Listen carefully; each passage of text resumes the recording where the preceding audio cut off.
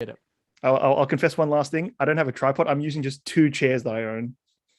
Don't worry, I'm lucky because I've got like an elevated shelf on my desk and it just sits perfectly there. Oh, well then. Get on my level, Judah. What are you doing, bro? Welcome everyone to the Untitled show that we don't have a name for yet. To my left, we have DJ Z, Zane himself, the legend himself. What's up, everybody? Today we have a very special preview here. We have Zane's, Mr. DJ Z's latest hit single, Trendsetter, and we'll be hearing that for the very first time with fresh ears. Turn that that shit up to the max, and we're gonna immerse ourselves in Zane's world. Oh yes, everyone loves that. Let's go. JC, always one step ahead. Yeah, you know I always do it better. Trendsetter, get the cheddar better. Minute break, cheese, stick a better. Always gonna rain, hail, the shine. Control the weather, I'm a winner. You can like it or not. I got the treasure, the trendsetter. Set trends, to be the dance. Big game, do solo, I go put the bands. Yeah, I'm in the bands, picking up my friends. Understand, cause I still up in the different lanes. Ooh, that shit, how will I get on the next best thing? Damn, I like that. Ooh, that shit, when I want to set the stands, I want you follow on the top tier. Number one of my plan is only to succeed. I do my hustle when I live in no sense of agree. I got originality, man, and I'm being unique. Routine, grind, cut, beat, stick, then repeat. It's the night, I get the minus, the stars, the way of the dance. Open the mouth, the stars, the now, let your head, take a camera, watch your ball. I'm like a second finish waste, still stuck in the ground. Making name trends, pay attention. You play hot pills, then I'm application. Put attention, start your engines. You all over the place with no suspension. Now you hesitate, teach you with the rest of me. Can't have that, then expect the way the first best. Now, catch your best, make a ball. I be good, I just say it back, straight into me. You know I was do better. Trendsetter, get the cheddar better. I'm in a great cheese, took a better ass. I bring hail the shine. Control the weather, I got trouble, you can like it or not. I got the treasure, the trendsetter. Set trends, up into the dance. No pain, people solo, I go put the bands. Yeah, I'm in the bands, but you know my friends. You understand, cause I still up in the different lanes. Do that shit, how will I get on the next best thing? Damn, I like that. Prove that shit. When I want that, set the stands. I want you follow on the top tier. Multitasker, student in a rap. Take a slow, speed it up, go fast. Stay the school, motivated, now I'm graduated. It feels great to be a rapper that is educated. I'm making hits, minus hits, without being faded. I get the cleaner, respect, I can call me multi-rated, multi-layers. Detail up all my neighbors, fucking haters. Say the cheesy, get them greater, rated. All the fascinated, rated, and I'm decorated. Roll for any kind of player, anti-player. There's some players, may not let him not located. Gonna take me, I know my city. From my city, north, west, the city. Whether you like me or not, you gotta hear me. Like it, the leaders, I don't be bye-bye. Niggas like a take back, Ricky back, I have to eat it, and zero. I'm correct, I like the chicken, let's the lady. I say, come better, we can change it, so without they waste a part of me. I'll make a circle, keep a local, then let's bring the shit together. Trends up into the dance, no pain, do it sooner, I'm up to the dance. I'm in the veins, picking up my brains, you understand, cause I'm still up in the different lands. Do that shit, how I like it, on the next best thing, damn, I like that. Do that shit, when I want that, set the stands, I want you follow on the top 10. Yeah. I'll just say right off the bat, I really fucking love that. Oh, Yay! Bro, Thank you so much. Oh, do you have a second? Because I have a lot of thought just initially off, like, because, but oh god damn, let it all in. Let it all in. All right, just you know, I absorbed the shit out of everything. I think I'm ready. I'm so glad to hear that. I'm so glad, bro. Oh god. If I ever need a lyrical reference, yeah, I'll even just read through it, like, just god damn. Thanks, man. I appreciate it. No, thank you. Nah, of course. Siri leaked that track. Yeah. No. Oh. Oh. Let yourself absorb it. I love it. Oh, I just God. Something. Oh, music is the only thing keeping me sane at this point, honestly. Bro, that is legit one of my answers to one of your questions. I was like, that is the only thing that's keeping me sane. I would not. Zayn would go insane if it wasn't for the music. I'm telling you right now. My album would be this whole emo-inspired rap. Oh no, we don't. We already have enough little peeps in the world. Oh yeah, exactly. Well, I'm not up for that genre. I literally have a cousin who makes peep music like that. Oh Jesus. Well, good luck to them. That's all I can say. Yeah. I've offered to mix. That's all I'll say. Man, you got to stop offering people to mix. You know, look what's happened. It's not okay, even. we're not gonna mention names. It's not even a helping thing. It's morely just like I want to see like I want to get just the raw 40. It's just say, okay, maybe I can. Let's see how well I can do with this. Like it's more of a challenge at least. I get you. I will say one thing. I always notice that you have a really consistent like rhyme scheme constantly, but when you actually have it like physically in words, you actually really know it. And then because I have a little hobby where I just well, it's not even hobby. It's more just like I love just watching those rhyme highlight videos that are on YouTube. Where yes, I love that. Verse, and you just see like, for example, like my roommate put me onto like the ones with like Eminem on Relapse, and those ones are just insane. Yes, nah, I've looked into those also, and I agree. Big inspiration. I love it.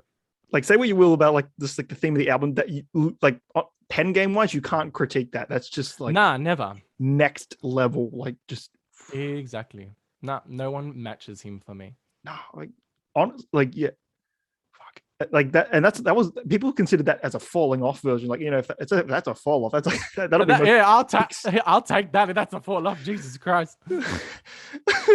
Like, you know what? I'll go one more listen. Just go ahead and hear it with the lyrics. Absorb it. I like it. Yeah. I'll just vibe out in the background. Yeah. Not like I've heard this song a million times. You know what I mean? I feel, dude. Like when I was previewing one of my songs from I literally just walked out the room. It's like, why? It's like, oh, I'm cooking. It's like I've heard this. Like, it's like who do you think recorded this? It's like it's like I will leave you to it. It's like it's relaxed.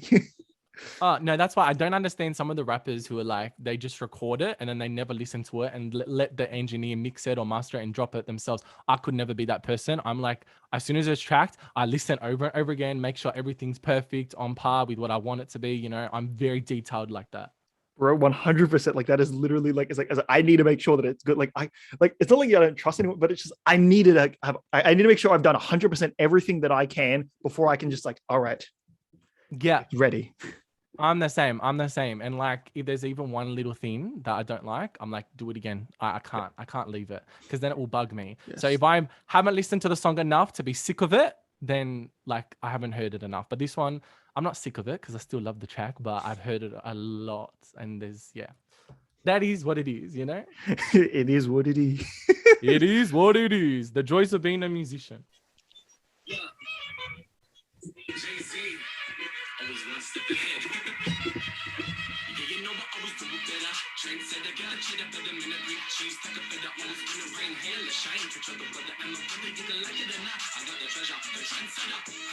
Set trends, stupid dividends. No bang, do solo other proper bands. Yeah, I'm in the veins, picking up my friends. You understand, cause I still up in the different lanes. Ooh, that shit, how I like it. On the next best thing, damn, I like it. Ooh, that shit, when I want it. Set the stands, but you follow in the top tier.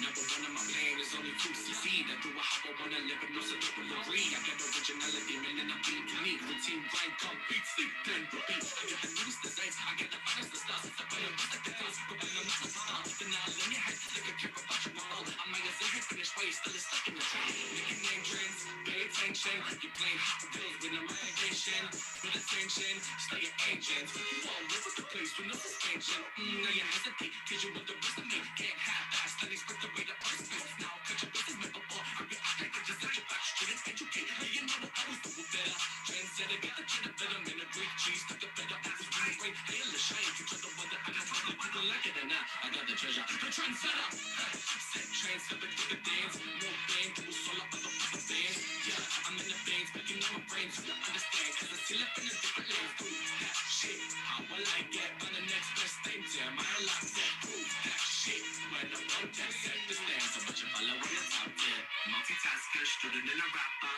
I can still speed it up, go fast. Steady through, motivated, now I'm graduated. I feels great to be a rapper that is educated. I'm making hits, man, it's hits without being faded. I keep it clean, respect, they can call me multi-rated, multi-layers. We tailor for my neighbors, making haters. Say the cheesy, getting greater. Baby, go the fascinated, rated, then I'm aggravated. Bro, you hate me, come and play it. I take it, get some haters, I know let her not look at it. Gonna take me out of my seats. But my 16 north was a Sydney. But then you left me enough, you gotta hand me. Look at the legends that be fine by me. Such a big dog, biggie back at the NZ. I can rest my left the chicken, let's let the house. I said, don't bend on me, the changes in with the big best part of me. I make a circle, keep it local, then let's play the shit to the local. Step trends, I've been keeping dance. No pain, do a solo, other type of dance. Yeah, I'm in the bands, making up my brains. You don't understand, cause I'm still up in a different lands. Do that shit, how I like it. On the next best thing, damn, I like that. Do that shit. When I want to set the stands, I'll put your follow in the top 10. Yeah. I love the yeah at the end. Yeah. In the lyrics, it's just monotone page. Yeah. But bro, I really like. God damn, I'm almost at a loss for words. Like, also going back to the dude, there was an insane set you had in like the first verse I saw where it just like it was a rhyme and then a half rhyme like between it. It's just like Yeah. I know what you mean. Thank you. No, I appreciate it. And not everyone picks up on those things. That's why you're the best guy to come to for these kinds of things, because I know you pick up on it. Because it's weird, like I'm randomly just like, I has inklings, like I know it was there, and also I knew there was an ANZ line dropped. I was like, yeah, no, I was like, add the E to ANZ, spell it to check, you know, because I got that big bang, bro. You know what I mean? And I ain't kidding. I love. I was like, I'm pretty sure I heard that. I was like, I have to make sure that I was right. And yeah, then no, the only time you've ever been wrong on my lyrics, and I have a bone to pick with you on this one, Okay, was when you listened to Wait and See, and you thought that I said shake it for your brother or something, and then it was shake it for your make your baba proud, like make your dad proud, and then I was like, this guy, he doesn't know any of his Greek, and he's thinking I'm like make your brother proud, like my God, these incestual relations going on here. That was funny though. I'll never forget that. I'll never forget watching that video and just. When that shit blows up, people come back to that. I hope I get roasted for it. It's just like an insane. Oh, don't worry. I'll do it for all of them. It's okay. Nah. Excellent. Oh, now that we've got that off my chest, Jesus. Yes. Nah. Well, you know, that looks like a little highlight clip itself. Oh, it is. I think that was the highlight of my career, was just watching that video and you getting the lyrics wrong. Definitely. I have to put that in the documentary. Like I mean, because you know, like this podcast, they have the highlights channels. It's just like Zayn. It's like DJ Z has beef with Judah. It's like question. Yeah, there you go. And have the thumbnail just like these angry faces with red in the background. Yeah, exactly. And it's like, what? And then what did he do? I want out now. And in the comments, Sahara just shaming us for clickbaiting. Yeah, exactly. He'll be, you guys suck. All right, let's get down to the bulk of the nut of the interview. Also, I thought of a random question. I don't know why I always forget to ask this question every time I have an interview with someone, but I finally remembered now, and you're going to be the first one to get one of my favorite questions. Oh, okay. It will be a bit of a surprisey. So that's right. I like when you surprise it. Let's start off with the cookie cutter, nice, basic, genius level MTV Music Awards questions. So then we'll go from there. Yeah. In regards to the Trendsetter track, how long did it take for you to lay this down? Like, you know, just in terms of recording, writing, everything, in the whole process. Yeah. So basically, I started writing Trendsetter at the end of 2020, right after Wait and See dropped. I then tracked it in the studio in the middle of February. So like after working on the rest of my album and then dropping 2 other singles this year, the track was ready to be mixed and mastered by the incredible Ben Griffiths Audio. You know, shout out to my boy. But yeah, basically to put it like into essence, like the entire process of creating this track came about completely naturally, and like it didn't feel forced at any step of the way, and I just enjoyed it a lot. I just wanted to ensure, you know, being the lead single off the next album, that the finished product was perfect. That's why it took a couple months to get everything to the final product, and I can say with 100% confidence that I'm very proud of how it's turned out. And like, there's a funny story about the creation of the track in the studio. So basically, the day I woke up for the studio session, when I knew I was going to be recording this track along with some others, I had lost my voice. I woke up, I had no voice at all. I was shitting my pants. I was so nervous. And when I got to the studio, there was technical difficulties. They couldn't get the thing to work. And like, this is at the best studio in the Southern Hemisphere. So I was like sitting down, angry, sick, not feeling good about myself. And like, I had to have 10 black teas. I'm not even kidding you, 10 black teas. I didn't eat nothing. And then my voice came back a bit. So I was like, okay, we can do this. I got into the like actual booth and I was like, you need to get your shit together and you pull through because, you're paying a lot of money for this session. And then all of a sudden, some guardian angel must have been above my head. And I've never felt so confident and proud being in the booth recording a song.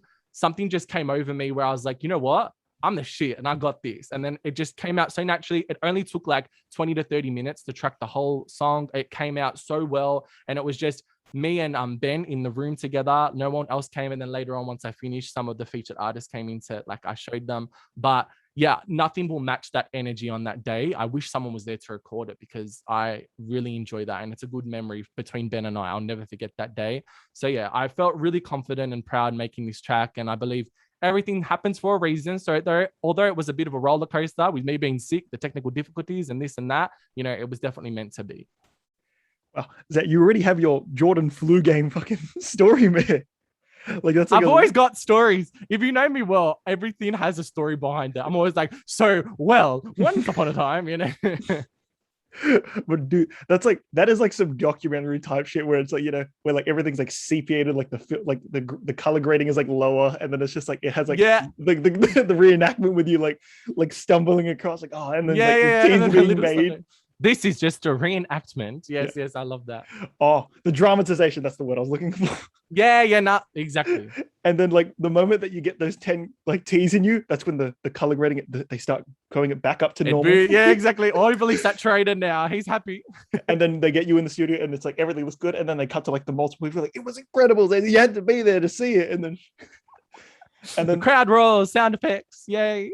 But you know how they started off? They start that story off. They start off with like it's like tell me about the trendsetter story. The trendsetter story is like, and then it's just like, yes, all the news reports. I know the montages like that. Yeah, I get you. I'm glad you're a student of film because you get just this like, because to most people, this like random bullshit. But it's like, oh, bro, I haven't been doing filmmaking for how long I have not to know what you're talking about. I'm glad that we're both on the same mindset with that. Yeah, I'm glad as well. I'll even throw in the bonus question. The reviewer, the interviewer, Nadwa, one of my personal heroes. Yes. From Nawal's Video Vault. In the chance where he goes to a festival, for example, he comes here in Australia, he pulls you up the side. What question do you think? What question would make you sort of afraid of him? Oh my God, I don't even know what to think of now. See, I do so many different live streams with people and I get asked some of the weirdest shit. So I don't think I'm scared of anything, to be honest. I'm an open book and I like to just be out there and open with whatever I ask or whatever somebody asks me. So I'm just fearless like that, I respect that because, but I'm going to hold you to that because then this clip could ever be used for highlight. Because then Jesus, I shouldn't have said that when he's interviewing me. When you get an interview with him, it's like, I'm fearless. And then Nadwa just like pretty sure, like, how did you know that? What?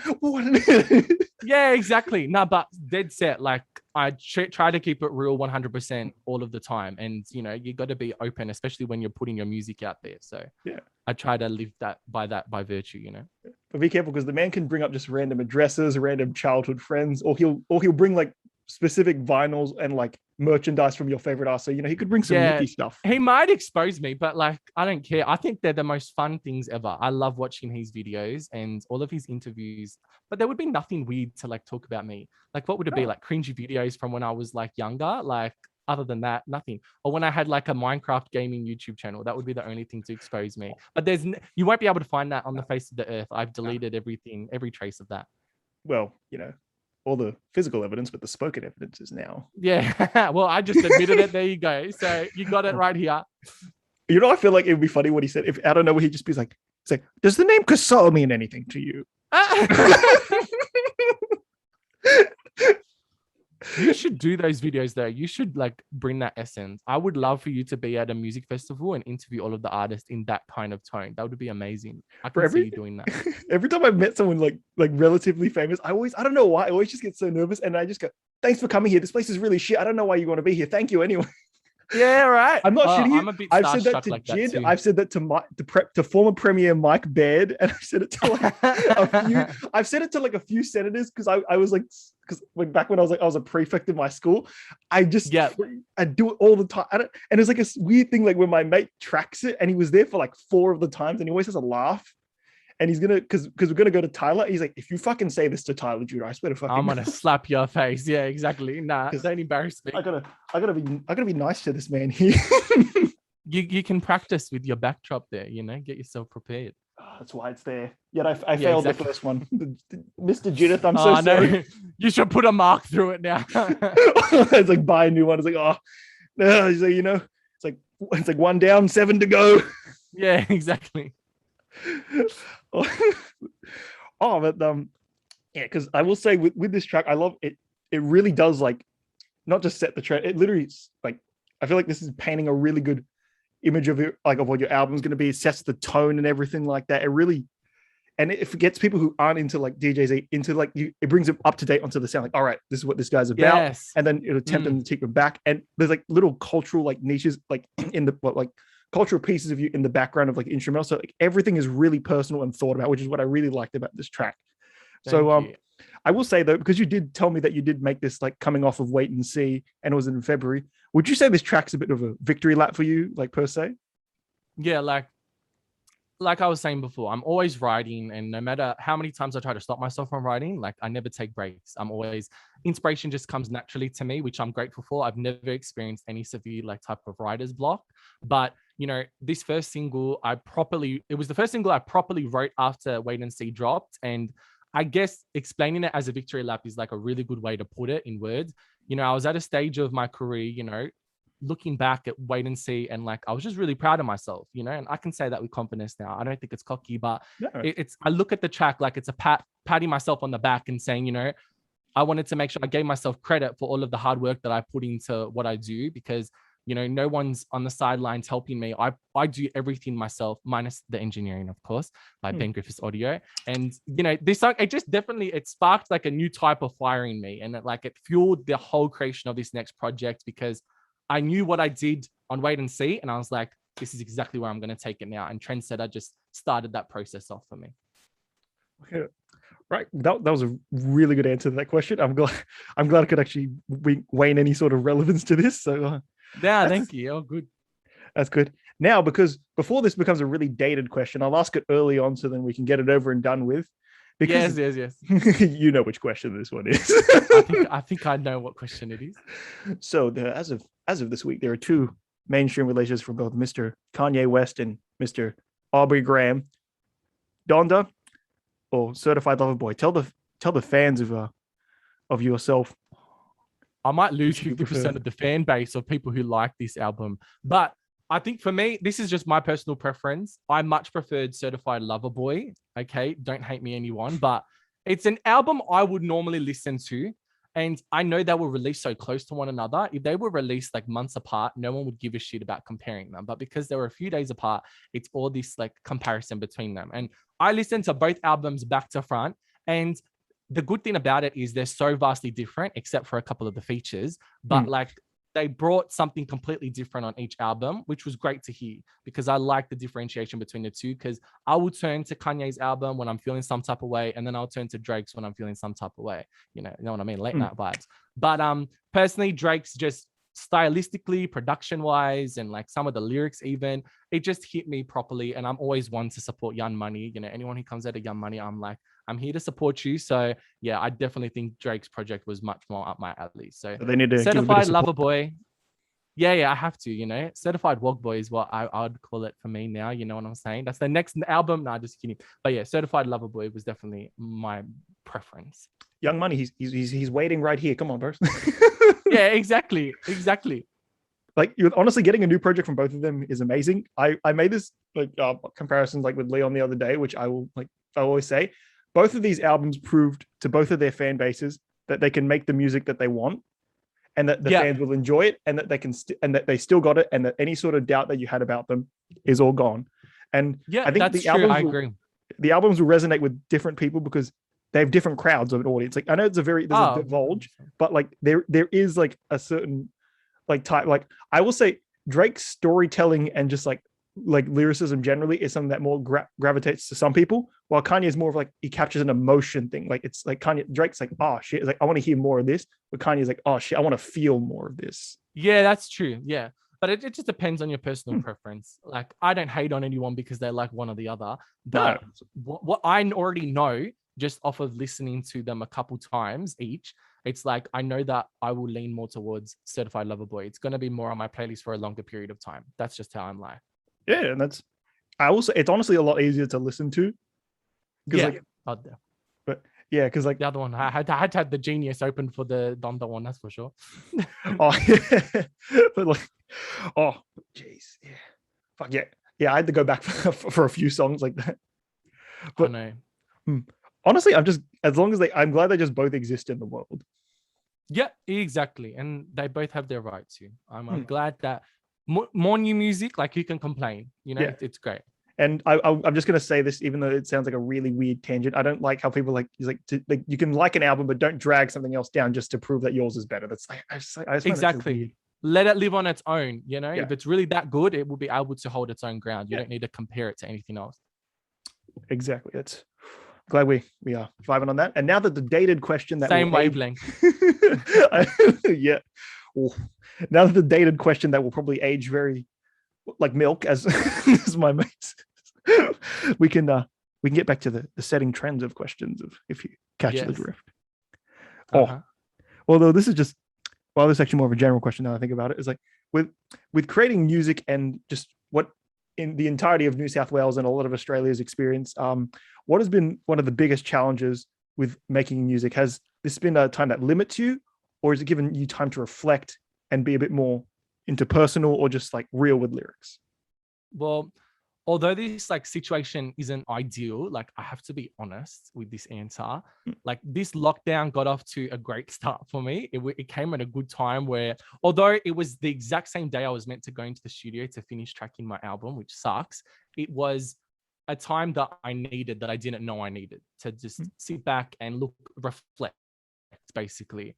And I was producing a lot of content at the start of this lockdown. You know, if you saw my social media, I've been doing lots of throwaway bars, live streams, and I've even been working on some features. And they're things that I never really had the proper time to like delve into because I'm always so busy. And especially with this next album, lockdown's giving me the opportunity to alter a few things which were still like on the edge of like, oh, do I like this? Do I really not? I've adjusted some lines, I've done some rewrites, but now I planned the whole rollout of the album properly, you know, and sat down and had a good think about it. So I'm now at a much better stage with where this next album is headed. And I don't think I would ever have had the opportunity to do that without this lockdown, because it would have been me juggling work, uni studies, and everything else with it. So I guess you could say it was a blessing and a curse, you know, although I get most of my creativity out and about when I'm in my daily life, you know, just living day-to-day things. And I'm not able to do that as much now. So I'm having to reflect back on situations or just think outside of the box. Like, I am getting a bit restless about it now because it's becoming too many months, but you know, I think I've been motivated and productive. So I'm grateful for the lockdown. I don't think it challenged me in any bad ways. It was all positive outcomes. Honestly, that's really good, because as long as you can make the best out of a bad situation like this, you know, something. Yeah, I'm all about that. Exactly. No, I agree with you. Yeah, because it's hard, because it's either like, it's weird in a period like this. It's either like make or break the fight or flight. You're either gonna like get your creativity is either gonna bloom or stifle. But yeah, it's that's so true. But everyone's different. But me as an artist, last lockdown, even I wrote a majority of Wait and See during that lockdown. So I found these to be quite productive for me as an artist.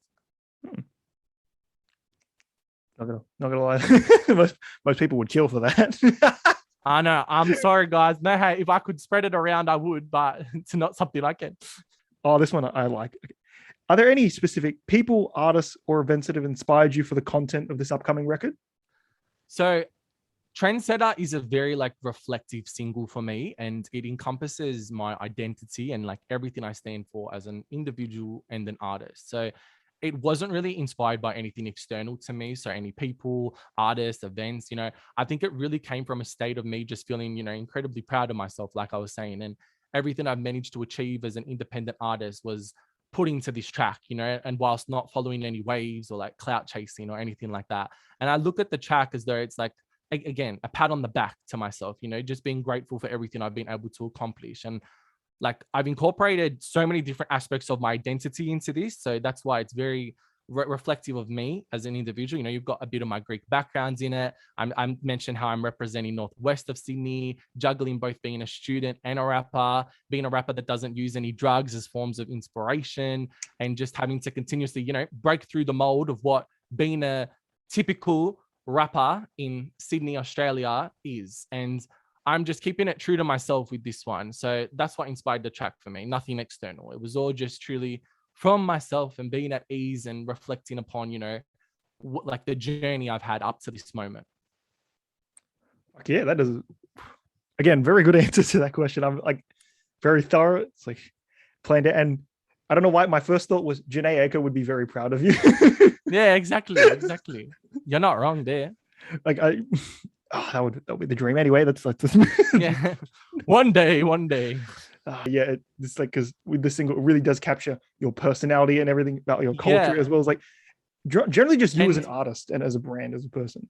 Yeah, no, definitely. I think that's why it's such a perfect lead single to start this next album, because it gives a good introduction. And like you were saying before, if there's like a new listener who's not aware of my discography or any past singles I've dropped or any of my sound, this is a great way to start. You know, it's a perfect way to introduce them to DJ Z. And something that I also forgot to mention is, you know, it's got that European authentic instrumentation incorporated into it. The track is actually produced by a producer in Greece. So I'm very proud of that. You know, I like to keep everything and every element in tune with myself as like, and reflective of that. So I'm very happy to say that each layer of this song was very true to myself and my brand, you know?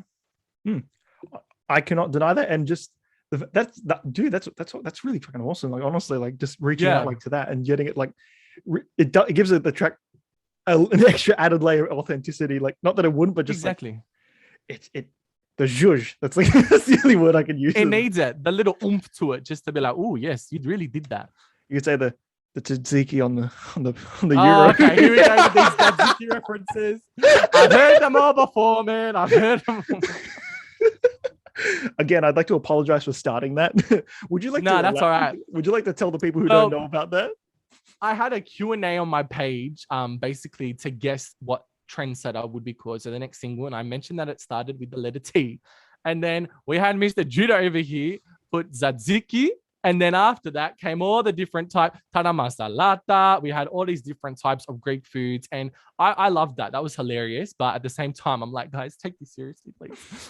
But nah, it was fun. You started a fun wave of people mentioning food and making me hungry. But don't worry, last night when I did my Zeus live mukbang, that really killed all those cravings. Yeah. Oh, that's fuck. Damn, I could go for some. Oh. Yeah, I know. Sorry, I shouldn't have mentioned that. No. Blame yourself, man. Blame yourself. Yeah, this is karma, my own fault. Because initially, because for my birthday, we're gonna go to a nice Greek restaurant for it, and I was like, oh, so keen for it. Oh, can't do no wrong. But you know that when this all gets together, everything will come into fruition. It definitely will. Definitely. Easy. All right. So for new and old listeners, what can the fans expect from your forthcoming album? So like, I'm so excited for this next album to drop. You know, I've been working on it ever since Wait and See came out. And I wasn't meant to. I wanted to take a bit of a break and like let all of the songs from Wait and See, because there's like 22 of them, to have their moment. And like, I couldn't stop. And I've had other 2 songs that have come out this year. And whilst doing all of that, I've been working on this album. So I'm very excited because on this new album, well, I feel like if you look back on Wait and See, it was the perfect time and opportunity for me to test and trial out new styles, flows, sounds, and genres, you know, and working with different artists who I haven't with before. And I think from that, it's given me the opportunity to find the complete essence of what makes up DJ Z in terms of sounds and my brand. So from that, I've been able to develop like this whole new body of work, which is what I like to think as of a real rap album. Like, it's really true to what rap is to me as an artist. And I think I've finally like hit the nail on the head with this one in terms of, you know, having no doubts about my sound, or like I'm not holding back at all with this album. Whereas I feel like with Wait and See, there are a couple songs I'm like, you know, you could have gone in harder with that, or like you're not really telling the truth of what you wanted to say. But this one, I'm like, every single song I've sat with it for a moment and really absorbed what story I wanted to tell from track 1 down to the final track, which I won't reveal which number because then I might shock a couple of people. But yeah, I'm really excited about this one. And it includes a range of different genres. Again, I'm always keeping it a bit versatile. It's obviously got my classic club banger sound incorporated. It's got its trap essence to it also, but there's a lot of R&B, which is something that came naturally. I've been on a big R&B wave this year. I am so inspired by different R&B sounds, and especially a little bit of like trap soul, just anything that's got a wavy R&B vibe to it, taking me back to like Breezy and Tiger days, So it's got a lot of that to come. Which stay tuned for the next single because you'll hear a bit of that. And again, a bit of deep house on it to represent where I started as a DJ, So everything on this next album, it just represents what makes up my sound. And like each song explores where my head is at as like a 20-year-old Greek Australian thriving artist. So I can't wait for you guys to hear this one. And yeah, every time I talk about it, it gets me excited. The thought of it actually dropping. Right.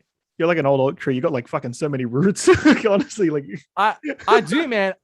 This wasn't like a one night thing, It wasn't just like one night I was like, I want to be a rapper. It's like I started off I was a dancer when I was younger. Then I was a filmmaker. Then now and then I turned into a DJ. And then now I'm a rapper. So all of them evolved around music in some form or another. And I feel like now I finally found what's the perfect, career choice for me. I love rap and I always have, Like, do you have any tracks that you're going to be featured on that, bring your unique spin, edge, and just, the DJ Z flair to it? Yeah, no, actually, because of this lockdown, I've had an opportunity to work with different artists on their projects, their singles, whatever you want to call it. And I've got a lot of features that I am excited about. And I always love collaborating with new and fresh artists, something a bit different. It gives me an opportunity to branch out, explore something a little bit different, but I'm always managing to add in my little DJ Z twist to it. I got to keep it true to my sound. So I'm so used to bringing in featured artists to collab with me on my tracks, and I love collaborating. If you look at my last album, there's a lot of features on there, and I have no shame in doing that. I like to bring different people to the forefront and allow them an opportunity to bring in their sound into the song. So I'm definitely excited for all of the collabs that I've worked on to eventually drop soon. And they brought me into a range of different genres that really test the limits to my rapping. And yeah, they're all different in their own right. So stay tuned. There's a lot of features coming, not just for my songs, but other people's collabs, Ask My Boy Sahara. I'm excited for that one. Oh, I ask your tell. Yeah. But yeah. And I love the way this interview is going. Yeah, exactly. And I love the way that song's going too. Oh, if only Joe Biden had interviews like this where he's just like, I like how this is going. This is nice. Yeah. Maybe it's best he wouldn't say that. Jesus might end in a different area. But I wish like just like the mainstream like people who like have interviews would just like sometimes they seem like it's all business. Like they don't seem to be enjoying themselves anymore sometimes. Yes. So my next album. Yeah, no, I know what you mean. And it's just like, yes. So you have it's like 4 Nav features. It's like what kind of styles is Nav going to be on this album? And then Gunna ask him. Yeah, exactly. That's right. Sorry, I don't know why it's a weird giant inside joke to just to clown on Nav and Gunna. Oh no, you're actually not wrong on that. That's so true. I see it in all the comments. Have you been seeing all the comments under Drake's when he was announcing all the features? Yeah. Oh my god, the smiley jokes kept going. Like it was insane. Oh my god, yeah, I know. People are so funny these days. I can't. Oh, I don't know. There's a funny joke that my mate said. He's like, oh, I was like, that Kanye was a really great collab project. Like, what do you mean a collab project? Like, oh, Nav was on every song. I was like, what? Like, what do you mean? He's like, oh, it's just Mike Dean mixed all of his vocals down to 0, but he has a contribution. He's there. He's track. There. You didn't even hear it. I heard it. No. It's like Kanye just needed him to bring up those strings. He needed that. He needed the brown boy audience. Yeah. Oh my god, so true. Actually. Oh my god, that's fucking. And it's weird. It's so stupid. But I was like, but then there was that because. The other reason that joke exists is because there was a day where like Nav was like he posted his location, which is the stadium that Kanye was staying, and then coincidentally Mike Dean said, "Okay, I'm done for the day." Like he tweeted that he's done and he quit. And then he's like, people connected the dots between the Nav being at the stadium and Mike Dean leaving. These people, man, I can't even. They crack ups. Oh, so good. The internet's a wonderful place. Oh, just amazing. Amazing. What would we do without the internet? Oh, it's a world I don't even know how to live in. Yeah, exactly. You'd have to be like selling your albums on like CD or vinyl. You know what? I could probably manage that too, but I'm not gonna wish upon it. So I'm just gonna keep doing what I'm doing. It's a shame because then I could be like, well, we have his new album right here.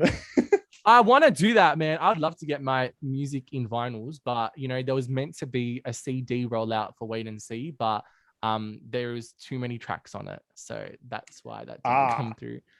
And the next album does not help with that, unfortunately, but we'll see what Zayn's able to pull through and achieve, because I collect CDs myself. I have since I've been a young boy, and I've got a whole collection of all my favorite albums. So I need to have my own on a CD. That'll be goals for me. If the apocalypse ever comes, you at least got those CDs. Like, you've been relying on your Spotify there. I was like, I've been ahead of the game. Bury me in my grave with that, honestly. I want to be just holding my album like this. I feel the same way about my disgusting amount of expensive vinyls. Vinyls, yeah, put them in the grave, please. Don't worry. At least you've said it here. Everyone knows now. I'll keep that my word on that one. Oh no, everyone knows it's bad. It's almost an inside joke with my friends. Like, oh, you like that album? It's like, have you bought it yet? I was like, yes.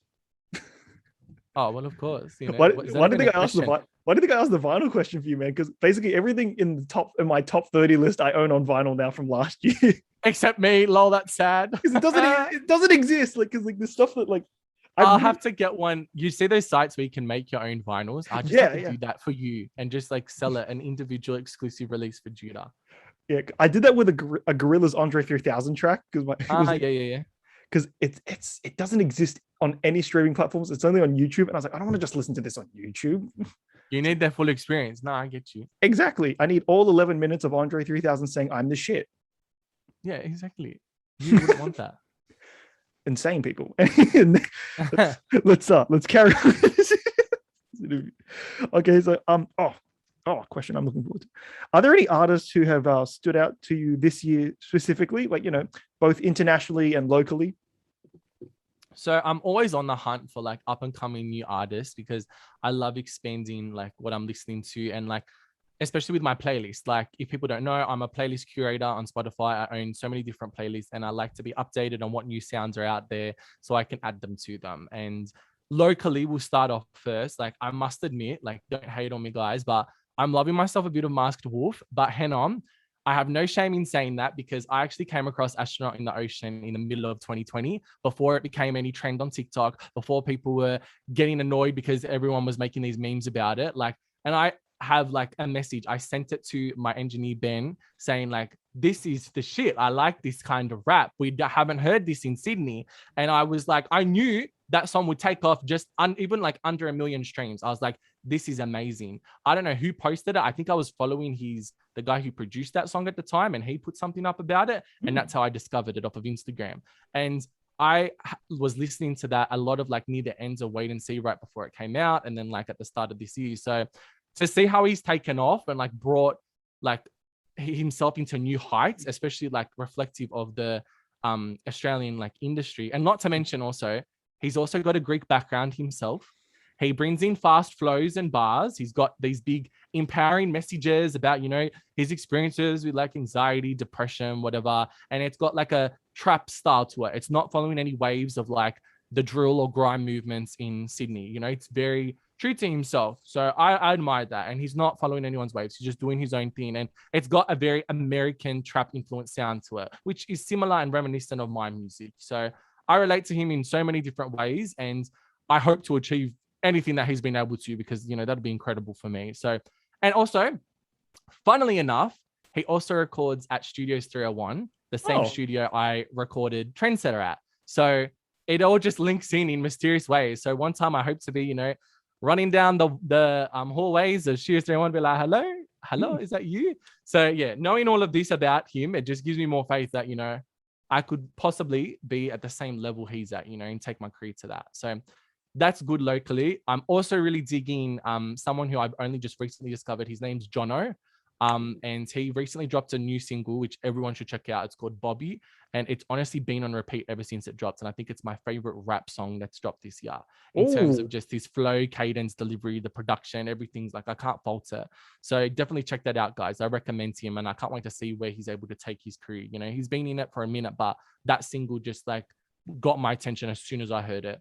Okay, now internationally, IDK definitely has caught my eye this year, especially with the release of his new album, which we know Judah loves.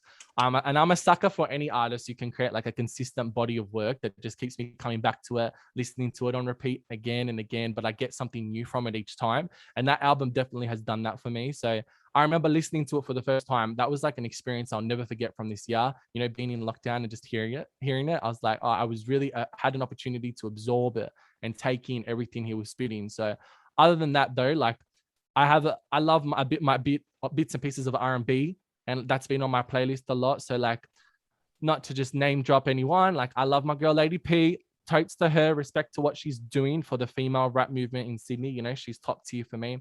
Adrian Swish, as I've always mentioned, Rashawn J, Kenyon Brown, Nick Marcus, and last but certainly not least, Mr. Sahara. They're all artists that I love, you know, and I love hearing new music from all of them because they bring something new to the table, and I admire that in any artist. So I'm always down to listen to something that's not following any waves and they're just doing their own true independent sound, and I love to hear that.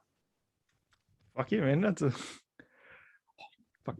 Just again, just these just the way I like these. It's just you always just thorough and you know exactly what you're saying, and it's just always, and just also the fucking predicting that song with blow up was like amazing because the dude was on Jimmy Fallon and Jimmy like I'm telling you right now, I've got a weird, like, I don't know what it's a weird, like, supernatural thing. I can predict whether a song will be successful or not.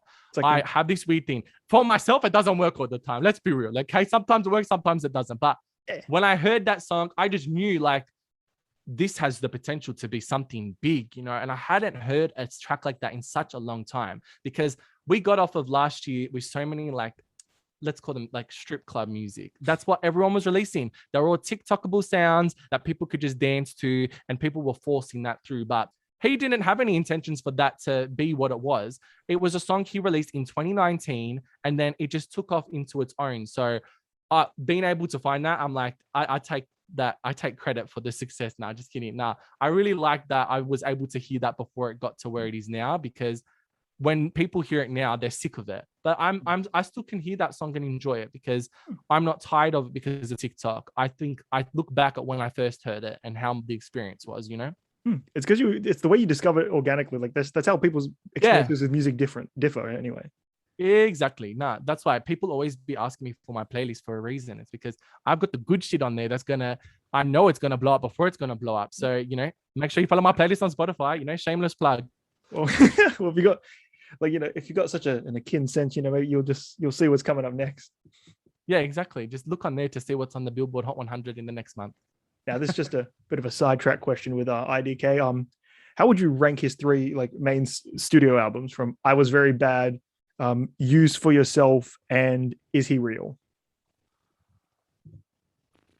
Well, I have to admit, I would probably do it newest to last, either going in the order of like going down back in the days. So that's just off of, I think I need to get into the previous two albums a lot more for them to top his new album, because that one's been on my playlist. I haven't taken that one off at all. And I think because it's so new to me, I'm still like able to enjoy it and see like whether it's got an expiry date on it and if the music's going to have longevity to it. But looking back, I think he's really progressed with each body of work he's dropped, and I would go back to front with it. No, front to back with it. Yeah. Wait, back to front? New to old. Recent to least. Recent, yes. New to old. Thank you. It's like Zane, is like you explaining an extremely in-depth question very easily. It's like the words new to old. I know, right? I'm the opposite. I'm good with the really difficult questions. With the simple question, I can't even get it out. Oh my god! But nah, definitely, I prefer the most recent album before the others. Yeah. I'm weird. I like his recent one, like Use For Yourself, and then I go, I Was Very Bad, and then Is He Real? Oh, okay. But like, I just honestly like with is he real? Like is he real? It's not like it's like my least favorite one, but with I Was Very Bad, I don't. There's just I can't. There's like not a single track I don't skip, and just like I like because honestly I think I like it. It used to be Is He Real was a bit better than that, but because of his new album, it elevated it so much with like just more context. Oh his yeah, family life and his get mom. where you're coming from. Yeah, that's true.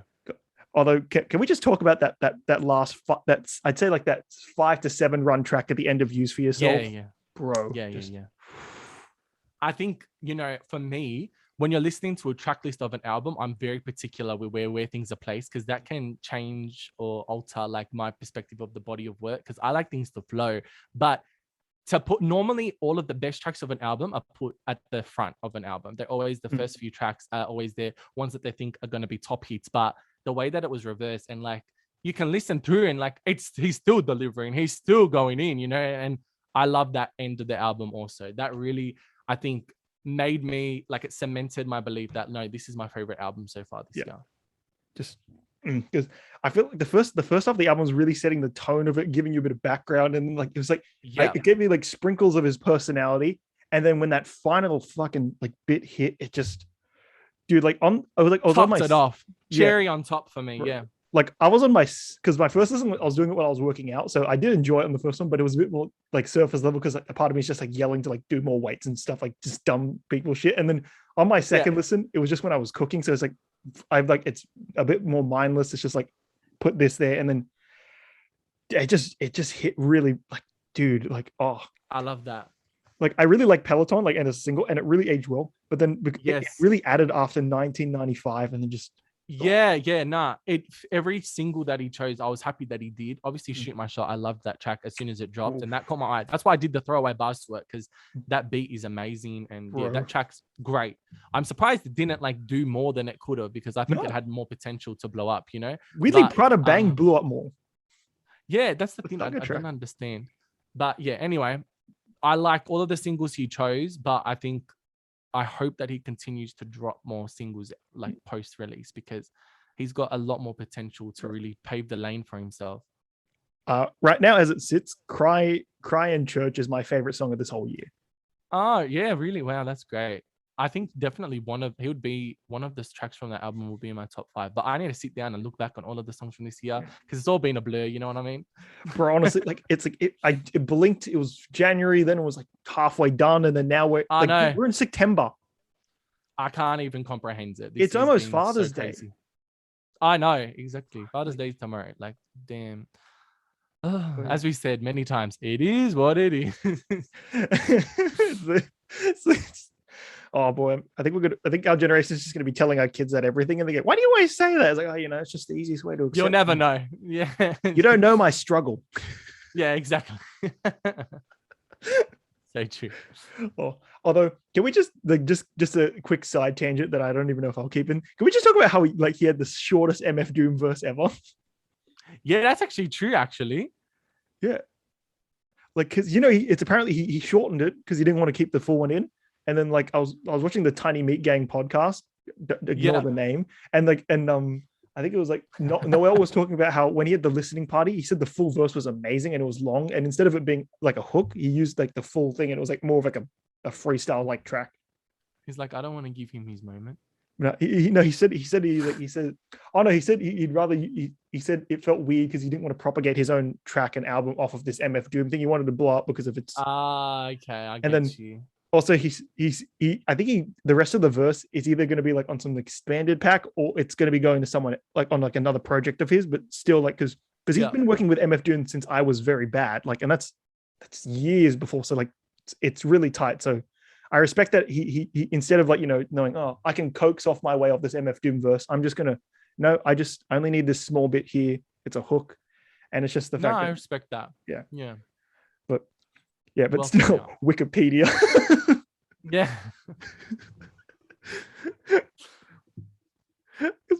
I sent my mate that song specifically because that was the only way I knew who'd listened to the album. He was like, where the fuck was it? He was like, where the fuck was MF Doom? I was like, it's like that guy who said Wikipedia. He's like, that was all he did. I was like, yeah. I was like, isn't it awesome? I was like, no. That's the best feature I could ask for, Yeah. It's like if Kanye brought one person in just to say Donda one time for the chanting. Well, he did bring Andre 3000 just to say 30 hours on 30 hours. Yeah, true. So pretty much similar. Yeah, exactly. Oh my God, he pulled off that equivalent then already. Yeah, true. Actually, I didn't think of that way. Yeah. Oh my God. Okay, But IDK was superior. Let's just put it like that. Yeah. He did not get washed out on a single one of his songs. No, which is difficult to do when you've got like a couple features, and he doesn't have. Normally they'll have like 2 or 3, but now like predominantly on all rap albums, they're saturated with so many features now. Like they can't drop it unless they've got so many features. So to think that you could still hear him in comparison to all of the featured artists throughout each and every song on that album, it's like very commendable. Yeah, and just because like he didn't have like, he wasn't even up against like Scrubs. He had like West Side Gun. He had Jay Electronica, one of like just the best lyricists of like the 2010s on a track, on like the same track, and he held his own ground. And dude, it was amazing. Also, one thing I didn't realize is if you listen to Is He Real, I think there's an instrumental on that is reused and sampled at closure at the end of the album. And I think I noticed that when I first heard it. I haven't like heard the full album a lot since like in a few weeks because I've been busy with other things. But I think when I first heard it, I noticed that. And that's why I like it, because I love when an album, you've got a different continuation or a motif throughout it and stuff like that. Just little bits in the production really pull it together. And I love stuff like that. Yeah, honestly, because it gave it an instant sense of nostalgia, even though it just came out, because you're thinking, why is this so familiar? Why is it so like just smooth and heavenly and just... Yeah, exactly. Okay, our IDK boy fanboying aside, I already bother him enough on Twitter because every time he says it, like, I just ask for a vinyl. I think I've been through a few stages like that with artists that I was full on fangirling about, you know? Because I just want to own a physical. I just want that yellow cover on deck. I want to make sure. Me, that's what sucks about like these really underrated independent artists, is retrieving their merch and like CDs and that, especially like in Australia, it's so difficult to find without these exorbitant prices that you find online with people selling them on eBay. So I'm like, he needs to become mainstream right now, please. After the release of your forthcoming album, what's next for DJZ in terms of projects, singles, or anything like that? Or are you just going to let the road itself pave that decision? Yeah, like I definitely think, you know, considering what's happened with COVID and lockdowns, you can never really predict anything right now, especially as an artist. Oh my Lord, I'm bloody choking up on water in here.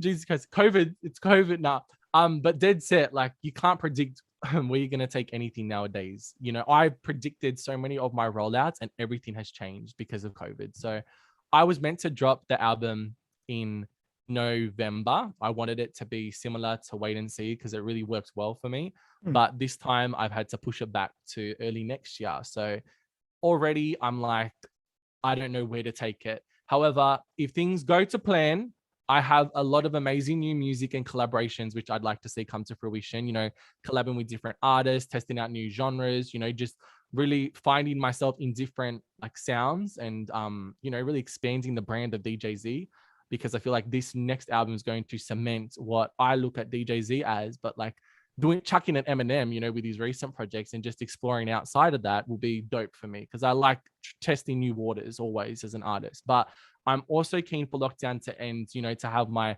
finally have my headlining show, which has only been like over almost a year, like delayed. So that needs to happen. Yes, he does. We know he's got that VIP up in here. But I want more live performances to come and follow after that, because I love performing and no one's really been able to see that from me yet. And it's an exciting side. So with that also, you know, I've got lots of music videos that are in the works behind the scenes, and I'm really making sure that I delve into different, you know, territory with what's to come, because no one's seen a DJZ visual yet, but I'm just making sure everything's perfect. So lots to be excited about, but COVID shuts down that excitement when we're in lockdown. But everyone just pray to the Lords of DJZ that everything will work in his favor, you know? So that's all you can ask for, honestly, at this point. It's just like, you can just send out that energy and hopefully, you know, the universe is like, got you there, buddy. I know, right? That was me in the studio when I was recording Trendsetter. I was just like, please pray, come on, pull through. It worked, guys. The Lord is real. There is physical evidence of it. Yes, exactly. Look, he's here. No, just kidding. No controversy. I don't want the religious debate up in here. Okay, no. No. Well, we've already Edit that out, please. I will. I'll have all the priests I'll have all the priests coming for me. I don't want that, please. Greek Orthodox, I love Jesus, please. All right. Okay. Now this question has to do with your previous LP. What song are you most proud of off of your first album, Wait and See, of your debut? So like this is such a difficult question for me to answer because as an artist, I make sure that everything I put out, I 100% am proud of it and that I'm not going to have any regrets when I'm dropping a single, you know, and all of them represent different aspects of my life at that particular time or just any form of thing that's inspired it, like through like real life events or whatnot. So I put time and effort to ensure that everything I drop, I'm never rushing into it, that I'm going to be proud of it and that, you know, I normally don't like to pick favorites because the more I do that, the more bias I get with like my album before it drops because I'm like, I want this to be a single, this to be a single, this to be a single. And then when the album drops, people are like, oh, what about this song? And then I'm like, oh, shivers, like I didn't look at it that way, you know? So if I'm really, in terms of being proud of the songs on the album, like I'm really proud of what like Icy and Typical achieved, you know, they went really well streaming wise and they reached new markets for me and like really cemented my club banger sound. So like I love those tracks, always will, because they've introduced that sound for me and really cemented who DJZ is. And those two were just responded to incredibly well by my audience. So of course I'm going to be proud of that. And each song on that album, like it's so different to me in different ways. It means something different, but like I would say like notable mentions on the album are probably like Agapimu because it introduces the club banger sounds and like my Greek culture into one. And I have fond memories of like writing that track. It was me trying to, you know, reminisce on when I was out clubbing during lockdown and thinking, you know, I want to hear this played in the clubs. And then I also love The Proof, you know, I love that introduction to the album. I think that one was the one that I sat with the most out of every song. I rewrote that like 20 times, no joke. Like pen and paper, like I was taking it back to the basics, you know, making sure that everything, every flow, every bar was on point. And I also love Price of Fame because it showed like a different side to me. It was more a personal track, you know, reflecting on where my mind was at that stage of my life. So yeah, those three tracks all together, they're different, you know, areas of my sounds and mean different things to me. So I'm proud of being able to keep things versatile and not just releasing the same song after the same song after the same song, you know. I like each one to have something a little bit different about it. You know, I could make 500 club bangers for you. You know, I can do that in my sleep. I think I've shown and proved that right now. I can make a club banger for you. But when I've got songs where there's some context behind it that's meaningful to me, those are the most rewarding. And of course, I'm going to be most proud of those ones, you know? Yeah. Oh yeah, man, of course. Because honestly, it's weird. You don't realize what actually gravitates to audience. That's how they get like second singles coming out. Because then you like a song will just like resonate with people, and they go, "Oh, I was like, I didn't realize that had much pop appeal." So you can't really like limit yourself just because you think, "Oh, I want this one to be a single because this is my favorite one," or like, "Oh, I think that's right." And like with this next album, like I'm not gonna leak anything. I'm gonna be very careful. Sometimes I have a big mouth. There's a song on it which I'm so incredibly excited to see like how it performs because I think it has a lot of potential to do well. It's a very marketable song. And like people are gonna love it. But and it's got exciting features on it. Oh, Jesus, can't wait. But if I was to drop that as the lead single, it wouldn't really represent this body of work like I wanted it to be. So I had to be biased and be like, no, Trendsetter is the perfect lead single. You know, I'm not making music just about the numbers or the streams. I've always been like, it's what it means to me. And if I'm able to live out, you know, my life through the music and make people feel something or respond to it in different ways, that's more rewarding to me than how many streams have I got? How many numbers have I got? You know, I don't care about all of that. I started off getting like 60 to 100 streams on a song. Wow, great. But the process of making music hasn't really changed like how it feels to me as an artist from then to now. I've still stayed the same. I've kept it true to myself, you know, but just that's getting streams and getting numbers and getting sales. It's just that icing on the cake to like a little pat on the back, like, you're Yeah. doing well. People are responding to it, which is great, and I'm always grateful for that and what my audience is doing and all the fans and whatnot. I love you all for that. I'm super forever grateful. It's really giving me that extra confidence and boost, like, you're on the right track. You can do this and make something out of it. But, if that's not my fuel to keep going, my fuel is I want to make a difference. I want to redefine what it means to be a rapper in Sydney, Australia. I want to change what different sounds are incorporated into it, because I feel like there are so many different sounds that are so underestimated in this Sydney scene that need to be brought to the forefront. And if I can do that through my music, which I'm trying everything I can to, bringing that community together, then my job is done and I've done exactly what I've set out to do. So fingers crossed that I'm able to achieve those goals, but we'll see. You never know what's going to happen, Never say never though. As always, very well spoken, man. It's like, thank you. Plowing through these. Welcome to my TED Talk, everybody. My name is Scott Muscati. Yeah. So that's legit. That's legit the only TED Talk I actually watch. I used to watch so many. I'm not even joking. I remember during the HSC and like university, they made us watch that so many times. They would always attach those videos. So yeah, maybe that's where I get this like public speaking. And plus I am studying law. So I have that legal side to me where I'm like, this is this, like I object, Your Honor. So you gotta have that Better Call Saul energy, Soul. Yeah, exactly. Exactly. You're not wrong. Oh, but yeah. Mate, fucking plow through these questions. So I always get caught up in you answering them. I always just forget what the next question is. Like, that's nice. Like, oh shit. Yeah, enjoy it.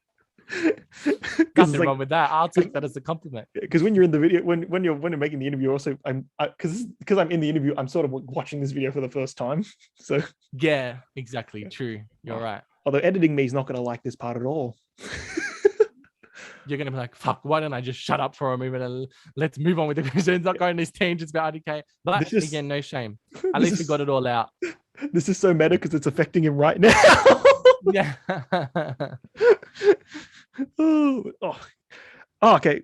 So this has to do with Trendsetter. Would you say that Trendsetter starts a new era for DJZ? If so, do you think that artists and musicians really need to set a new precedent to constantly evolve, or change their style, whether that means, the production, the lyrics, the topic, or just generally like delivery? Or do you think really if an artist has a vocal point that they excel in, that as long as they excel in the quality of it, they don't really need to evolve past that?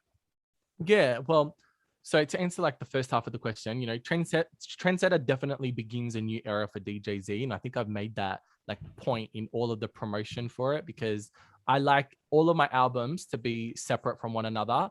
I don't like them to connect in any ways, because I want to show different parts of my career and the progression in the sound, the production, whatever, So it sets, I think personally, and I hope that everyone will see this too, it sets a new standard for what's to come from me on my next album. And I feel as though I've evolved in terms of my delivery, my cadence, and just my overall confidence in my music, because, although I'm always a very confident person and I hold my own, I've got thick skin. It's just creating this single and the whole album in a whole, I felt very proud of myself making it, and I haven't doubted myself. There's not been a lot of overthinking everything. I've just created the music and enjoyed every stage of it. So although the production, it's not much far different to my previous album, it's still got that club banger, a little bit of ethnic essence to it, it still stands on its own as something unique. And the whole context behind it brings that forward. So I think it's crucial that any artist, they continue to evolve in terms of their sound and their craft, across the span of their career.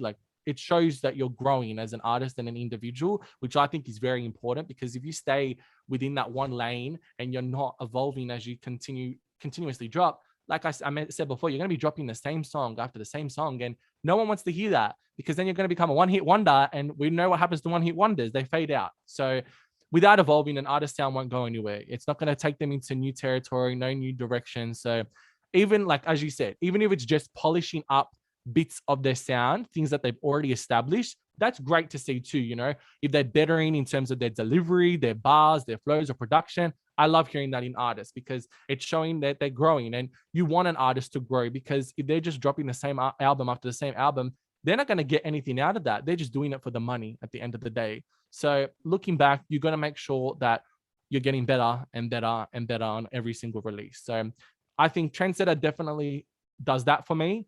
And I like to think that Wait and See was my trial album, and like Trendsetter is my testimony to that trial. So I feel like this is, I'm cementing exactly, this is my sound. This is what I stand for as a person. This is DJZ. So if you like it or not, take it or leave it. That's fine by me, but I love it. And I hope you guys do too.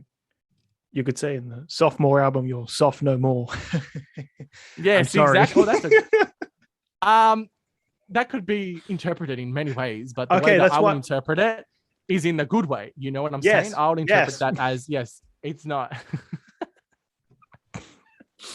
Oh, I have no idea how the hell I functioned as a communication student.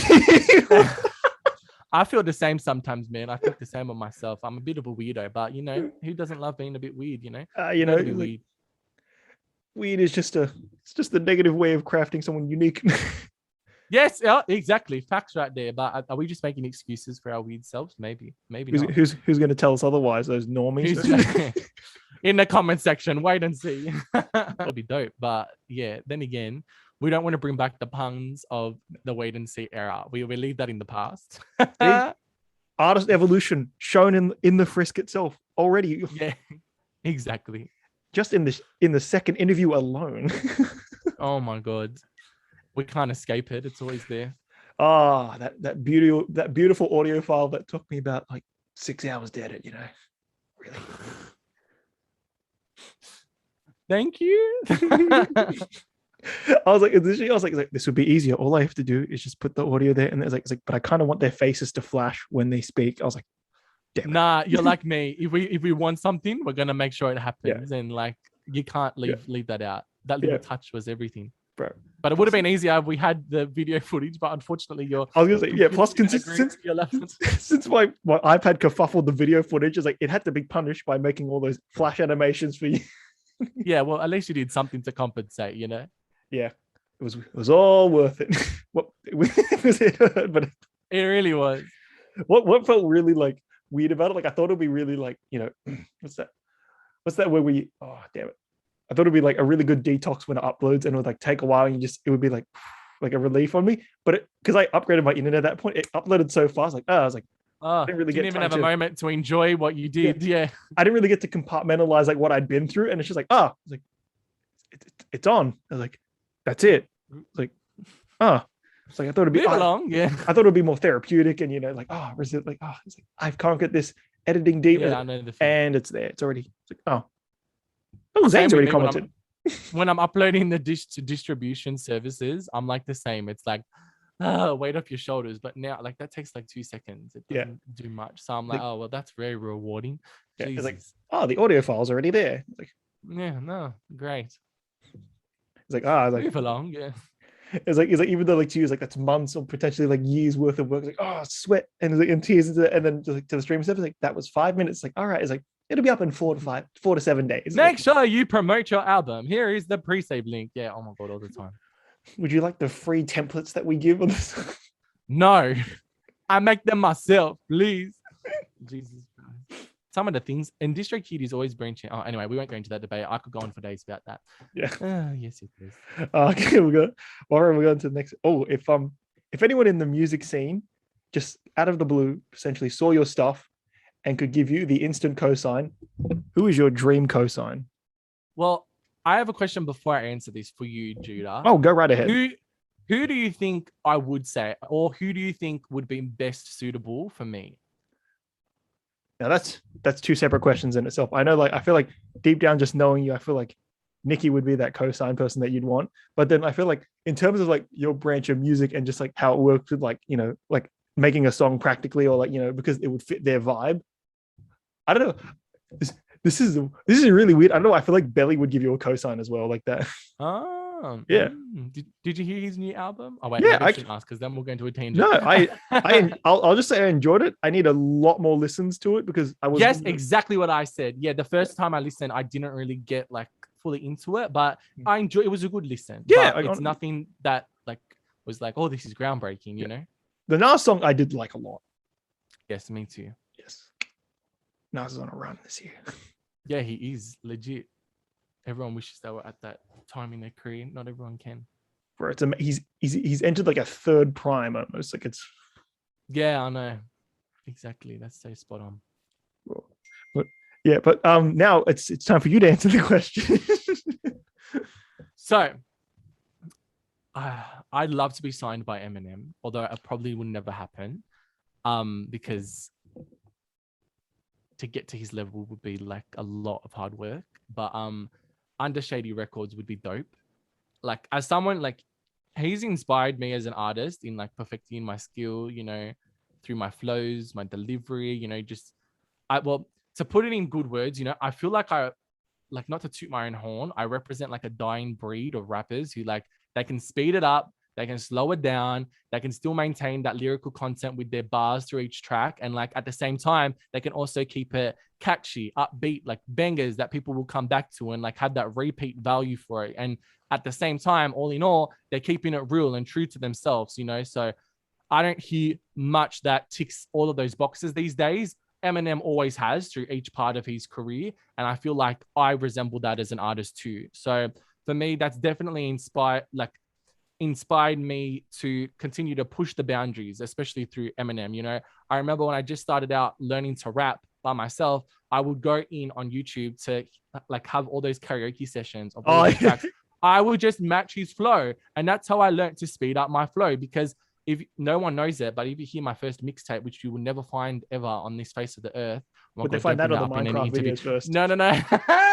But anyway, on that mixtape, man, I was slow and I was very like, I just rode the beat. I was keeping it simple. I didn't want to be unique or try anything different. I played it safe on the first mixtape, but that's when I was just finding my voice in rap. And now, like through listening to Eminem and all of his discography and learning from that, it's taught me how to speed it up and to keep your enunciation throughout every single syllable, every single bar. So I think that would be amazing to be signed by him and to even be noticed in his presence or anything like similar to that, like dream come true. But we can only hope that one day that will happen. So to be signed by him would be insane. But like another great one, obviously, as you mentioned, I love me some Nicki. I love me some Lil Wayne. I love me some Drake. I love me some Tyga. So to be signed under Young Money, even though like now they're like signed off now, but any branch of like a label under those artists would be dope, because like look at the color bar of those artists and like what they've been able to achieve. So if I was able to like push the boundaries of rap under them and represent what they all have stood for and their careers and their longevity, that would be amazing. But I think bearing that in mind, I have to mention that I'm always proud of what I'm able to achieve as an independent artist, because not many people are like able to hold their own like I have across like the 4 to 5 years that I've been doing this. And like, I mean, I've not been taken under anyone's wing. I haven't been taught by anybody. I never rode anyone's coattails or was guided by anyone during my career at any stage. I was always in it by myself, not until now where I found a group of real ones who I can really count on and depend on to always be there for me. I'm not like trying to clout chase or do any of that, you know.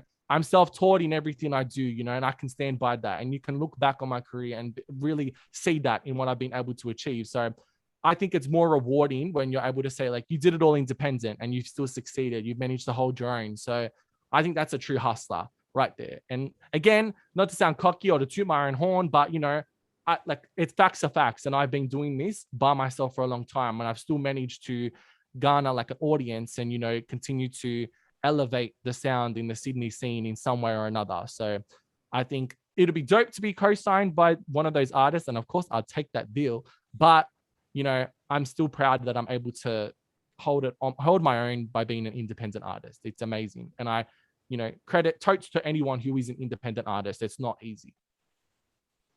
Yeah.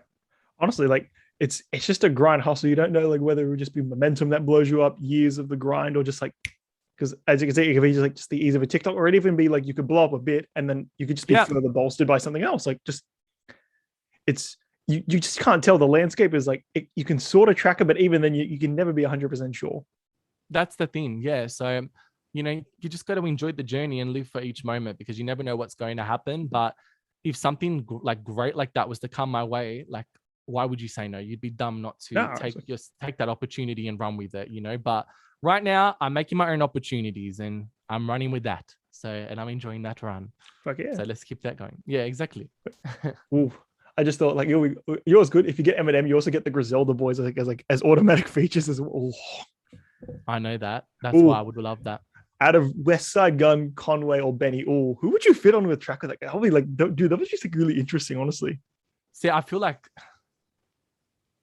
it'd be different, like from now, like where I am now as an artist, to where I would be there if I was to be signed. But you know, collaborations are difficult because no matter who I collab with, I try to adjust myself just a little bit to make sure we fit well on a track together and we both hold our own and it sounds good together. So I don't know. I don't think I could say now. I would have to see where I would be in that moment in time and like where they are in their terms of their careers at that moment in time, or if they've changed something. So, but like either three of them would be dope. You know, who would say no to that again, you know? That was a very respectful, mature answer. I appreciate that. I mean, like, honestly, like, I'm not here to start any beef with anybody. You're not gonna be like, I'd be on a side. As like, I go with his, like, I go with I go with Benny. He's like, and then we'd be. No, I'll take all three of them. Take one of them. Give me any feature. I'll take it. You know. Legendary. Imagine just like on the intro of the album, you get those West Side going, boom, boom, boom, boom, like those fucking albums that he does. Like, yeah. That'd be dope, man. Oh, don't even get me started. You're giving me a big head now, thinking that I can actually do that. Maybe one day. Dude, stay grounded. Sorry, but that's such an like, as much as like it can be like overused, it's such an aesthetic to have. Honestly, like just. Yeah, no, you're not wrong. It is. Yeah. And then of course you get like basically not to like you roast the record label. You basically get a free Eminem verse. See, I've been asked that question so many times. Like, you know, what would the song sound like if you had like Eminem or like Nicki Minaj on it? But like a lot of people say like, I know exactly what I would do right now, but you can't really say that until it happens because you don't know like what's going to change in terms of your career. So I'm just going to live in the moment. But if I'm able to do that, you know, you said it first here, right now, Judah, if I'm able to achieve that, then, you know, I love you, Zane. Good on you, bro. You did everything you wanted to in this life, you know. I just stop rapping after the Eminem verse comes out. I'll be like, I'm done. Adios. bro, when you make it, you can sample this specific part of audio as like the intro at the beginning of the song. Bro, let me do that again so it sounds a bit more melodic. Hang on. Oh no, you need the raw thing because then you can make it like a soul sort of song where it's just like that, and then you just hear like a choir coming in, and then you now like it's DJ Z, and then yeah. Sorry, I have a vision for this shit. Nah, you do, man. You're gonna have to be the executive producer on the track because you really were the first one to like bring that. Like, you better copyright that right now. I'm telling you, get that trademarked. You know, a credit would just be that's enough to make the day. You know. Yeah. All right. I'll remember that. I'll never forget it. Flex it on my kids. Go to Spotify now. I was like, Dad, that died. You go to Apple Music then. Oh my God. We can only hope. Yeah, but you know, as much as we can say we promise and, you know, we'll do all this stuff when we get there, you know, you don't really know when you get there because, you know, sometimes you say when you meet someone, you'll say something normal instead of thank you for coming. And I've been in that situation many times where I've met many of my idols. So no, I don't know what I would be able to say or do. I wouldn't be able to function as a human. They'd have to have an interpreter with me there. You know, like, sorry, he's having a bit of a spasm right now, but like give him some time, he'll be fine. Yeah. Oh, I hope. If I ever blow up or anything like that, I hope Jid doesn't remember that I was that person. Wouldn't it be funny if he did? I was like, oh, this guy, oh Jesus, get away, please. He was the weird one who couldn't say a word. All he had to say to me was, thanks for coming to this shit place. I think I was fine. He was pretty stoned, but yeah, he probably won't remember. Because he had the Queensland stuff. That's what I just from what I saw on his Instagram. So like, the fact that he did a meet and greet in his function is a miracle. And then the fact that he fucking showed out was amazing as well. Yeah, I know. But like, who can say that they've met him? Not many people, Gina. So you've got that to your name. I'm so happy that I went right before everything turned into the world that it is now. I know when people are going to ask me out for plans or if I want to go to a festival or concert, like if I say no, side note, I probably don't like you as a person, but I'll be there. Like every single plans or organization someone's like preparing, I need to go. Like I'm dying to live my life. Like, how old are you? You're 20, 21? 21. 21, right? So we're similar age, one year apart. But turned like 18, where like we had like at least 2 to 3 years to really absorb what it was. Now we don't know what the hell's going on with this clubbing scene, and this is the prime of people our age, like clubbing and going out there and enjoying themselves. We've been robbed of that experience. We could have been like out there, like honestly running the nightlife, but we're not. So I feel like once we go out, I'm not going to say no to anything. I'm just going to go wild and go for it. I've thought of a beautiful analogy for this. It's basically like we started off in GDA in like a really low level. Now that we've leveled up our players, the new game's already out. And like it's like, what about all these experience points? We can't use this now. Yeah, that's true. Actually, that's a good analogy. I like that one. Oh yeah. You know, this is actually the last question. I know it feels like we've only just started, but anyway. I know, like, because we get so much momentum going, and then it's just like it feels like a refresh, like spirit. Definitely does. Yeah, but you know, if that's an interview I can give, I'm glad, and if you can contribute to it, and it's that interesting, you know, glad to be a part of it. Always. 1 second, damn it, I can't. I see this as an absolute win. But there you have it, people. Yes. Now, this is a bit more of a conceptual question, but like that's why it's one of the back end questions. If you had just an unlimited budget and you could make a music video just to your heart's desire, however, with all the creative freedom you want, would it be to like any other song now, or would you spread all out and get any sort of features that you wanted now, like just in general, like, you know, you get like Eminem on it, or you could like get one of your previous songs and just like vamp it up to a perfect vision? Yeah, well, so people aren't aware, like, because I haven't dropped any visuals, like official visuals for DJZ yet. But like the main reason behind that, obviously with COVID delays, I was meant to do so many different videos during like the different lockdowns. Nothing like came to fruition. But, you know, me being someone who's like an award-winning filmmaker, I'm also studying like screen production in uni as part of my degree.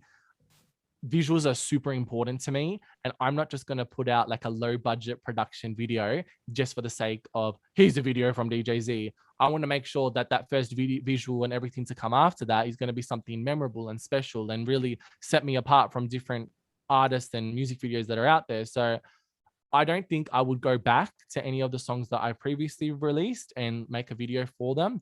Trendsetter, I would have loved to have had a visual for that. There was a plan, there was a concept behind it, but couldn't do it with lockdown. So that's a shame, but you know, you win some, you lose some. Yeah. But like, other than that, I would never go back to the Wait and See album and make a visual. It just doesn't sit right with me now. Like, I feel like that part of my career has like been put to rest right now, and we're moving on to the better things. But for this next album, I can say with confidence, there's going to be visuals, whether Gladys likes it or not. We're going to get out there and we're going to shoot some things. I've got plans for a couple songs and singles. I know exactly what we're going to do, and they're crazy ideas, but I'm going to make them happen. And I'm so excited to finally get them into production. So stay tuned for that. But if I, like you're saying, unlimited budget, I'm able to do anything crazy. I'd love to film a video in Greece, and I know how like twice and that sounds, but I think I could come up with some like crazy concept in Greece and just bringing the whole family on all the different islands and just make something really like bring it home for me. You know, I want that to be resembled through my music and through the visuals. So if I could bring the whole family together, have like some crazy dancers doing some dope choreography, you know, I've got them fresh fits on by like these crazy designers, you know, bring on that Versace, you know, just having that contagious energy and like lifestyle on screen would be amazing. And, you know, never say never. Possibly could happen one day. But until then, I'm going to keep dreaming as I always do. And then we're just going to have to deal with the videos that I'm able to put out with this next album. So yeah, stay tuned for the music videos. I love visuals. And I think that's definitely a part of the reason why I am an artist, because I've always loved music videos. I remember like being a kid, and the first time I watched the Thriller video, I know it's not a rap video, but the Thriller video, like that stuck with me. Like that, although it like scared the shit out of me as the a werewolf kid, it haunted me. Oh my God, I'll never forget. Right. But like, I was like, it's crazy how they're able to bring this song into this visual and, you know, visually represent what the artist wanted to and bring a storyline behind it, even though it wasn't like specifically incorporated in a song. Like, it's perfect. Like you can't imagine Thriller without the zombies and everything like that. Despite the fact that he just recorded it in a studio. Forever in my mind, when I'm hearing this song, I see that that's a perfect music video.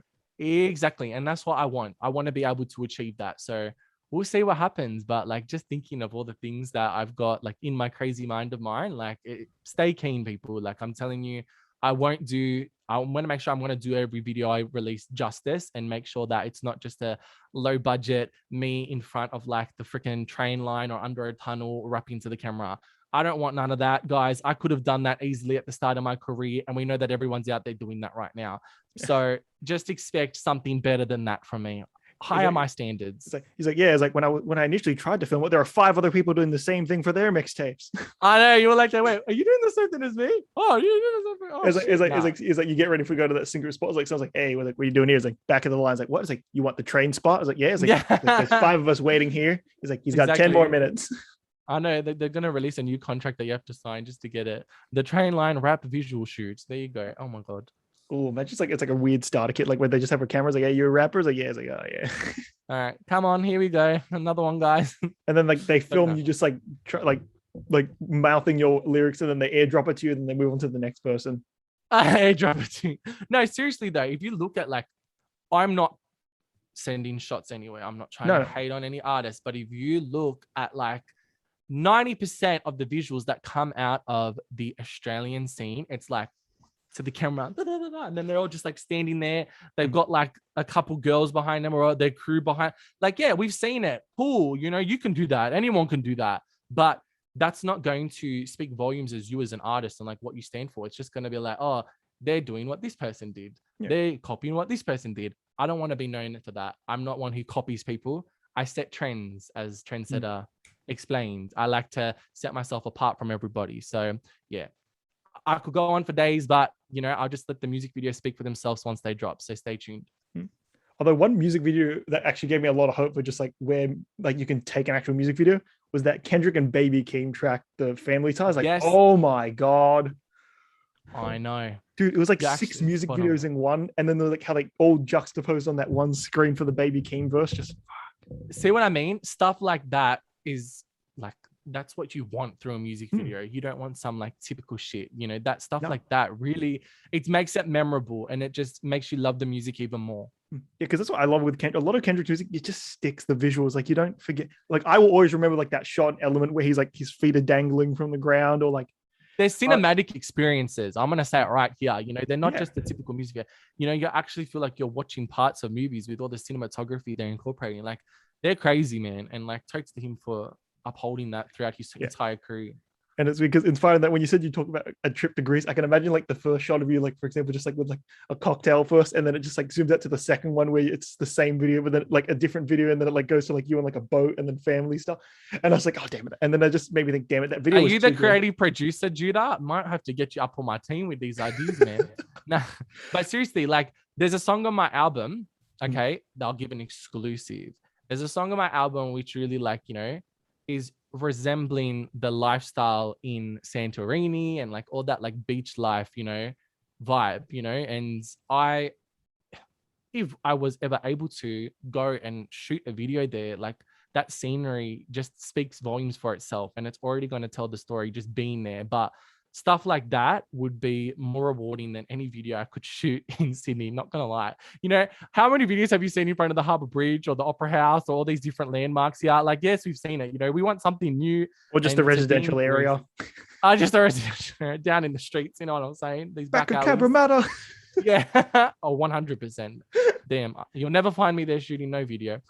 Or shooting anything, to be honest. But yeah, definitely. Definitely. I can't wait to make visuals. Yeah, just stay tuned. Stay tuned, people. Wait and see, as your boy. Oh, I was waiting for that. I was like, is he going to say it? Is he going to say it? I'll say it. No shame at the end here. Hey, you've made it through this much. You weren't one. You really held off. You actually held off for the entirety of this whole interview. I know. I'm surprised.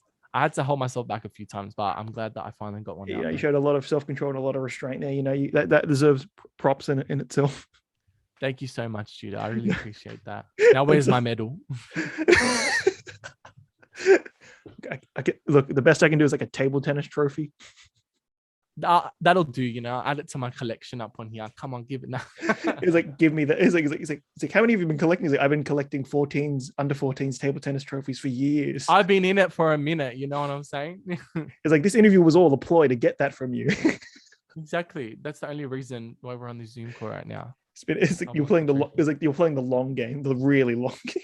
Yeah, really. I really sat through these. Patience, people, patience. Oh, but dude, like, yeah, visuals are just like some I really want to just see more visual, like just cool ass like stuff.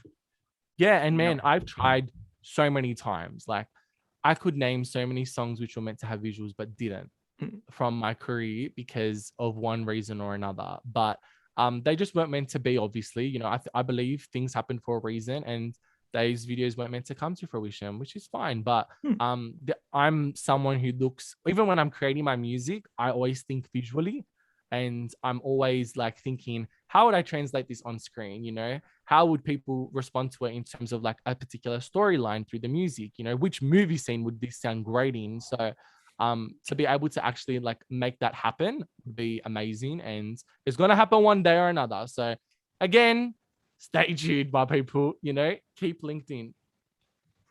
Well, yeah, that's all we want to think, man. Like, do you have anything else to say to the wonderful audience that we'll soon have retroactively in the future? Yeah, well, I'd like to first obviously thank Ben Griffiths Audio for being a part and helping me bring Trendsetter to life. You know, I'm very proud of what he's been able to do with Trendsetter, and you know, this kid being only 18 and achieving all that he has already at his age, and just working with him, it's such an amazing experience. You know, I learned so much from him. Better than the other way around. You know, I'm learning from him. He doesn't learn much from me because he's got everything underway, you know. So yeah, totes to him. I love working with him. Make sure you guys actually don't follow him, because he'll have more time to mix my projects, which is what we want, you know. So then I can look back and say, well, he did it for me. But anyway, yeah, thanks to Ben Griffiths and everybody. You know, make sure you check out Trendsetter. It'll be out on all platforms when this drops. So check it out. I hope you guys enjoy it. You know, add it to your playlist, share it around, do your boy a favor, and give me some love and support. Much appreciated as always. And yeah, just stay tuned for this next album, because I've been working very hard on this, and I made sure that it's everything's perfect and like 100% with where I want to be in this stage in my career. So yeah, just stay tuned, people. I'm excited, and stay safe during lockdown. Hopefully when this comes out, there'll be better news, but highly doubtful. But yeah, I love you guys. Thank you so much, Judah. You're the best, man. Thanks for coming along, man. And everyone else, thank you for coming along. Links are all down and below. Please give Zane a follow. Please listen to this on Spotify. And I really, you know what? Don't even subscribe. Just no, subscribe, please. You know, him some love for editing these long videos with me. Yeah, if you want. If you want. No, you gotta be forceful. Subscribe. It's like, you listen here. It's like yeah, listen here.